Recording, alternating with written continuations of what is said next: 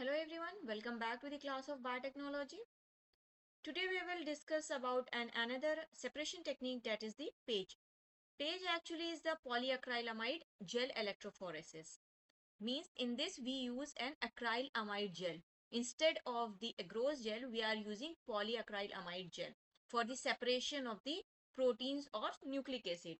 Here the separation is based upon the basis of the size, charge, as well as the shape of the molecules.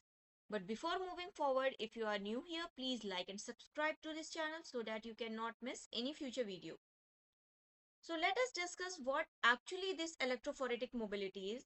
Basically, in this, the movement of the charged particle in the direction of the opposite charged molecules. Like if the protein is having a negative charge upon it, then it will definitely move towards the electrode that is a positively charged.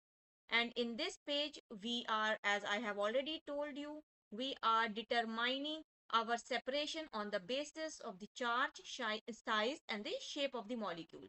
And in this, the separation is taking place upon an polyacrylamide gel instead of the agarose gel. So what is this polyacrylamide gel? It is a mesh-like structure. It forms a mesh-like structure. We will discuss it about that, how this mesh-like structure formed. So in this, we do a separation of the protein in a polyacrylamide gel. So let's suppose this is the polyacrylamide gel, and basically it is a mesh-like structure that are having this type of mesh. And in this, when we pass our protein, then these proteins entrapped into it and move accordingly. So the larger one will move behind and the smaller one will move ahead. So on the basis of the size, it will move. So in this, unlike DNA and RNA, protein may vary in a charge according to the amino acids. So this is further influenced by the charges that are present or the electrophoretic mobility of the buffer. This mesh-like structure is more appropriately called as cross-linked polyacrylamide gel. And this cross-linked polyacrylamide gel is formed from the polymerization of the acrylamide monomer in the presence of a small amount of N-methylene bis-acrylamide, referred to as bis-acrylamide. So if we see this structure, this is the structure of the acrylamide monomer. These two are the structure of the acrylamide monomer. And if we see here, here is also the acrylamide monomer. So these acrylamide monomer are held together, and these uh, two units of the acrylamide together called as the bis-acrylamide. All right. So two things are most important here. One is the acrylamide. One is the acrylamide and another one is the bis-acrylamide. Bis-acrylamide means two units of the acrylamide. Bis-acrylamide. All right. So these two components are very important in the formation of this cross-linked polyacrylamide gel. All right. Suppose we are making 30% of acrylamide, then in this 30%, we are supposed to add 20% acrylamide and 2% bis-acrylamide. All right. So in this, the acrylamide gel is formed by the polymerization of the acrylamide in the presence of a small amount of bis-acrylamide and in the presence of ammonium persulfate and TMAT. So these are the catalytic molecules that induce the um, polymerization of the acrylamide gel. So if we see here, this one is the bis-acrylamide and these are the acrylamide monomer. So for the polymerization, we need the molecules of the acrylamide. So the acrylamide molecules are held together by the bis-acrylamide and are cross-linked with here methylene group. This is the methylene group. So one chain and another chain. These two chain of the bis-acrylamide and the acrylamide are cross-linked together with each other using the methylene group. and hence it is called as cross-linked polyacrylamide gel. If we see here, this is the structure of the acrylamide again, and this one is, these two are the structure of the acrylamide, and this, the green color here represents the bis-acrylamide, and they are held together here. And when we see in terms of the second strand, so these two structures are cross-linked together here with a CH2, that is the methylene group. In this way, this make a mesh-like structure. So in this fashion, we can generate a mesh-like structure commonly called as the cross-linked polyacrylamide gel. And this mesh-like structure is responsible for the formation of the polyacrylamide gel. And this polyacrylamide gel is divided into two sections. One is the stacking gel and another is the separating gel. And one more thing is, here is the acrylamide monomer is polymerized in head to tail fashion. We can see here, this is polymerization in head to tail fashion into a long chain. This is the long chain, and this goes on like this only. Another thing is that the bis-acrylamide molecule built into a growing chain, and thus introducing a second site for the chain extension. So from this site we can add this particular bis-acrylamide here. Here again comes the bis-acrylamide, and in this way this extension of the polyacrylamide chain goes on. And this polymerization is an example of the free radical catalysis. This polymerization is an example of free radical catalysis. Free radicals. So for the polymerization, we need free radical. And as free radical, we are using here APS, ammonium persulfate, and TMED. So these are the two things which we are using here to initiate the process of polymerization. And TMED here catalyzes the decomposition of the ammonium persulfate ion to give a free radical. Let's suppose this concept with an example. Suppose this R here represents a free radical, all right, and the dot here represents an unpaired electron, and M here represents the acrylamide monomer molecule, acrylamide monomer molecule. Then the polymerization can be represented as follows. Here the free radicals like this. Again, we have this free radical unpaired electron. This M is having a unpaired electron. Then this unpaired electron will make a pairing with another acrylamide monomer molecule and make a polymer of acrylamide. Again, this particular M, the acrylamide, is having again another unpaired electron, and in this way this another unpaired electron will make a pairing with in another acrylamide monomer molecule. In this fashion the series goes on. So here the free radicals are highly reactive species. Here the free radicals are highly reactive species.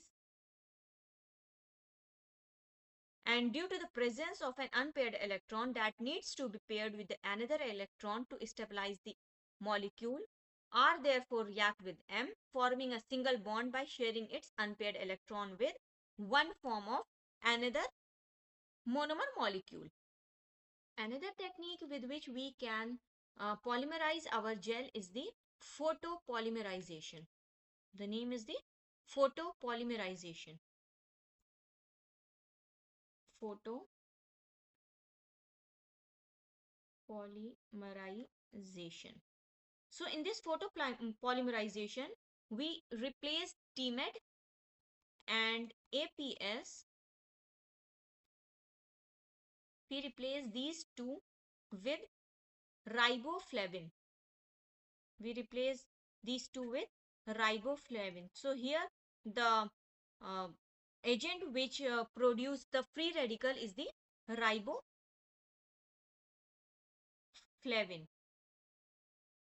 Basically what we do here is that instead of the acryl that is the ammonium persulfate and the TMED, we are using the riboflavin, and when the gel is poured into the uh, casting tray, then that tray is kept in front of the bright light for around in front of the bright light for around 2 to 3 hours.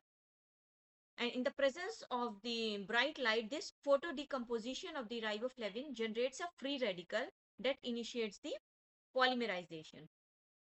So acrylamide gels are defined in terms of the total percentage of the acrylamide present and the types of the free radicals are present that produces the polymerization, or sorry, that initiated the polymerization. All right. Another important concept that we should know is the size of the pores that are formed in between these meshes or that are formed in the acrylamide gel. So the acrylamide gel basically carries different pore sizes. How these pore sizes are varies. The variation of the pore size depends upon the concentration of the acrylamide. More the concentration, lesser would be the pore size. So if the concentration of the acrylamide is more, then the size of the pore will be small. All right. And if the concentration of the acrylamide is less, then the size of the pore will be large.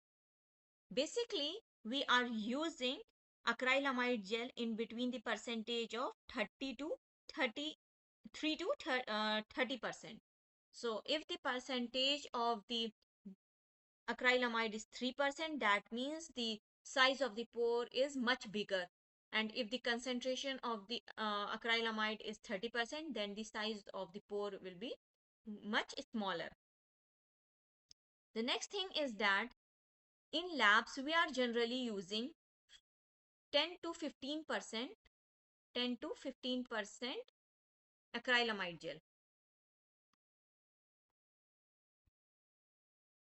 Low percentage of gels are also used to separate the DNA, and the gel of between 10 to 20% acrylamide are used in the techniques such as the native gel electrophoresis, SDS page electrophoresis, where the smaller pore size now introduces a sieving effect that contributes to the separation of the protein according to their size.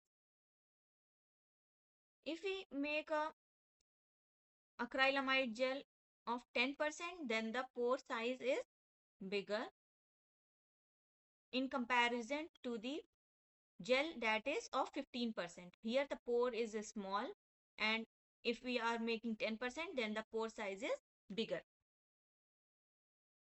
And if we compare this with an agarose gel electrophoresis, then the pore size that are formed using the agarose gel is bigger in comparison to the pores that are formed in polyacrylamide gel. Using 15% polyacrylamide gel, we can separate 100 kilodalton size protein. And if we need to separate a protein that is of greater than 100 kilodalton, then in this situation, size of the protein is more. That means we need a bigger pore size. So in this condition, we will need lesser percentage of the acrylamide gel. So we will go for the 12% or 10% according to the size of the protein. So if the size of the protein is greater than the 100 kilodalton, then definitely we should go for the lesser percentage of the acrylamide gel. So this was about the polyacrylamide gel, that what basically it is composed of and how the size of the pore can be determined or can be considered for the separation of the particular size of the protein. Now if we talk about the page, so this page, the technique is of two types. One is the native page and another one is the SDS page. Native page means in native page we are intent to separate our protein in a native folded state. In our body the protein exists in a folded state so that it can perform a particular function. So to isolate, to separate, to see the protein in a native condition, we need a native page.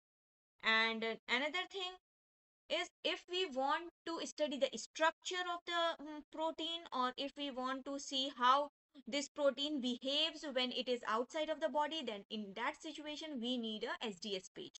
Means in the SDS page the purpose of the separation is primarily based on the size or the molecular weight of the protein, while in case of the native page the separation of the protein is solely depend upon the native condition or the folded state of the protein.